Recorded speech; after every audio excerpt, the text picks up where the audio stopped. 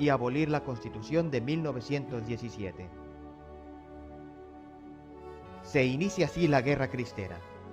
Los primeros meses, la Liga intenta coordinar los grupos de cristeros levantados, pero no tiene éxito. Entonces busca un hombre que dirija la resistencia armada. Apuesta por un exmilitar del gobierno, el general Enrique Gorostieta Velarde, artillero de talento que estudió en West Point y que se encuentra alejado del ejército por enemistades personales. No es muy creyente, pero apoya la causa cristera por ir contra Calles y Obregón. Con la llegada de este hombre, en julio de 1927, inicia la estructuración y profesionalización del ejército cristero, que él bautiza como Guardia Nacional. Gorostieta quedará impresionado con el testimonio cristiano de sus tropas y se acercará a la fe.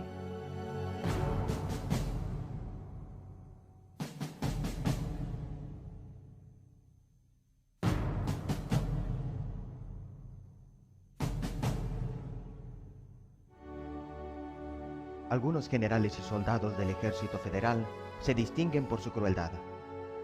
Para escarmentar a los que ellos consideraban unos fanáticos, no dudan en torturar. Ahorcan o fusilan públicamente a los cristeros y a los sacerdotes que encuentran en las zonas de combate. Exponen los cuerpos masacrados, a veces los cuelgan de los postes de telégrafo a lo largo de la vía del tren. Hay fotos y personas que lo atestiguan. En esta sangrienta guerra, se repiten las escenas de los primeros mártires de la Iglesia. El tirano que pide renegar de Cristo a cambio de la libertad. Cristeros, sacerdotes, incluso niños. Son innumerables las víctimas. Es conocido el sorprendente testimonio de José Sánchez del Río, un adolescente cristero de 14 años. Lo encarcelan en la iglesia de Saguayo, convertida en potrero. Lo golpean para que reniegue de Cristo y él sigue gritando: ¡Viva Cristo Rey! Después le cortan las plantas de los pies y lo obligan a caminar descalzo hasta el cementerio, donde tras herirlo a cuchilladas, lo matan con un tiro en la cabeza por seguir confesando su amor a Cristo. Él repetía: ¡Viva Cristo Rey!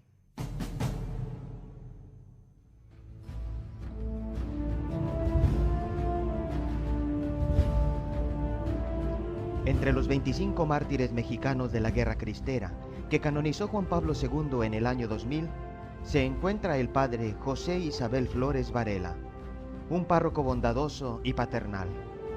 Es apresado en junio de 1927.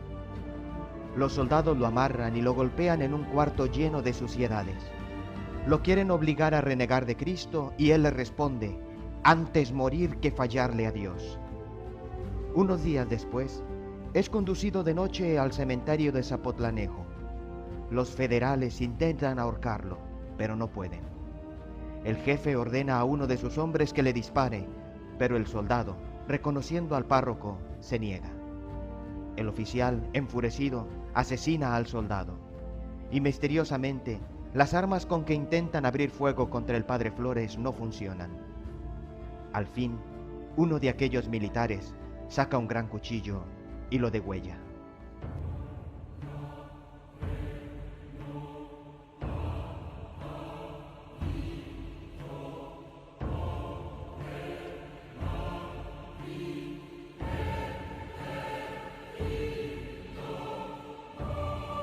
Solo 5 sacerdotes toman las armas. La inmensa mayoría de los sacerdotes permanecen en su labor espiritual. Algunos acompañan a las tropas cristeras, les celebran misa, les predican, exponen el Santísimo, dirigen el rosario, dan la extrema unción en el campo de batalla. En 1928, el gobierno manda dinamitar el monumento a Cristo Rey que los católicos levantaron en el Cerro del Cubilete, centro geográfico del país. Se estima que el ejército federal contó con 70.000 soldados de línea, 20.000 de ellos eran agraristas. Pero se sabe que en 1928 el ejército sufrió 28.000 deserciones. El ejército cristero está formado por voluntarios que luchan por un ideal trascendente, por su fe, su Dios, su patria y su libertad. Por ello, no hay deserciones en sus filas. En 1929, año del apogeo de la Guardia Nacional Cristera, hay 25.000 cristeros perfectamente organizados, con jefes muy valientes y oficiales capacitados por 3 años de intensa lucha. Además, cuentan con el apoyo masivo del pueblo. Más de 10.000 mujeres los abastecen de municiones, comida e información, arriesgando la vida y la honra continuamente. Se trata de las Brigadas Femeninas de Santa Juana de Arco, un grupo capaz de afrontar todos los sacrificios, un grupo que ninguna otra guerra nacional ha tenido. En una redada sin precedentes en México, 700 de estas mujeres son aprehendidas y desterradas a las Islas Marías en el Océano Pacífico. En 1929, la guerra ha llegado a un equilibrio. El gobierno no puede vencer a los cristeros y estos, por falta de armas, no logran doblegar al ejército federal.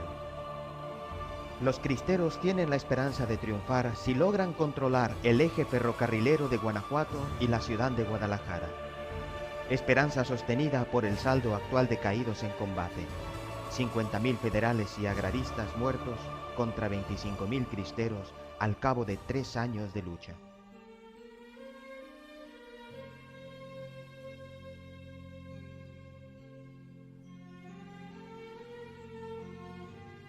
El gobierno norteamericano, que apoya al presidente Calles porque éste le había hecho concesiones a sus empresas petroleras en tierra mexicana, comienza a buscar la solución del conflicto para que no afecte la estabilidad de su país.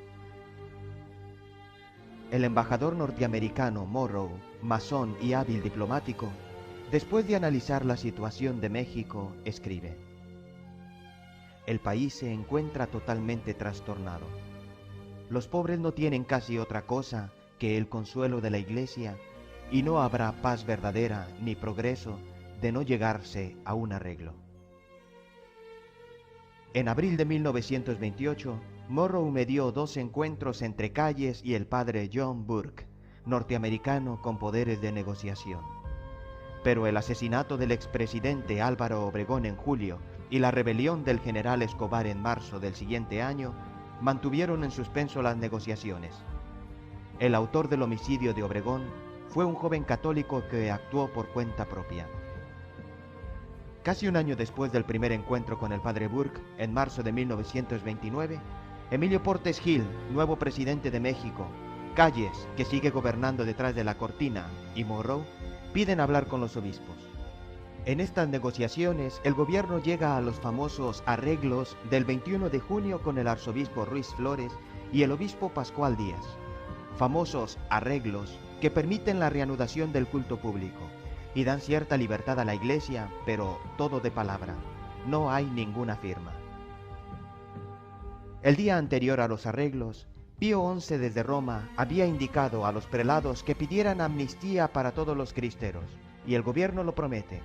Pero los cristeros conocen muy bien al gobierno y saben que no respetará sus vidas, como efectivamente sucederá. Los cristeros no quieren dichos arreglos porque en esos momentos, a mediados del 29, son ellos quienes llevan la iniciativa en la guerra. Al poco de los arreglos, los cristeros, en un acto heroico de obediencia, deponen las armas, quedando prácticamente a merced de sus verdugos. Si deponen las armas, es solo por obediencia a lo que parece ser la voluntad del romano pontífice y de los sacerdotes. El general Jesús Degollado Guízar, un cristiano hecho y derecho, general en jefe de la Guardia Nacional a partir de la muerte de Gorostieta, ocurrida el 2 de junio, emite un comunicado a todo el ejército cristero con el corazón desgarrado de dolor, pero con una fe y obediencia heroicas.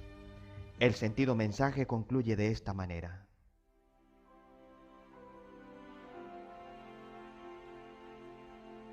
la Guardia Nacional desaparece, pero no vencida por nuestros enemigos. Ave Cristo, los que por ti vamos a la humillación, al destierro, tal vez a la muerte gloriosa, víctimas de nuestros enemigos, con el más fervoroso de nuestros amores te saludamos, y una vez más te aclamamos Rey de nuestra patria. ¡Viva Cristo Rey! ¡Viva Santa María de Guadalupe! Dios, patria y libertad. Jesús Degollado Guízar, general en jefe de la Guardia Nacional. Y efectivamente, en los años sucesivos, el gobierno elimina sistemáticamente a más de 800 oficiales cristeros indefensos. La táctica usada es la de los pistoleros vestidos de civil que nunca son apresados. Por eso se dice que murieron más jefes cristeros después de los arreglos que durante la guerra. Terminada la guerra, la Iglesia goza de cierta libertad. Pueden volver los obispos y sacerdotes desterrados. Se abren casi todos los templos y se reanudan los cultos. En 1931, en el cuarto centenario de las apariciones de la Virgen de Guadalupe, se tiene una fiesta solemne en la que participa la nación entera. El 12 de diciembre suenan las campanas de todos los templos de México como nunca antes lo habían hecho. Ciertamente los grupos contrarios a la religión católica siguen ahí, detrás del poder, y los artículos de la Constitución no han sido modificados. Se sucederán periodos de grave tensión en los años siguientes. En estados como Tabasco, Veracruz y Chiapas se registran brotes de persecución que no terminan hasta 1939. En el resto del país, simplemente, los gobernadores hacen la vista gorda. En 1935, varios miles de alzados en la totalidad del país avivan los rescoldos de la cristiada en lo que se ha llamado la Segunda. Hacia 1938, las armas parecen enmudecer del todo.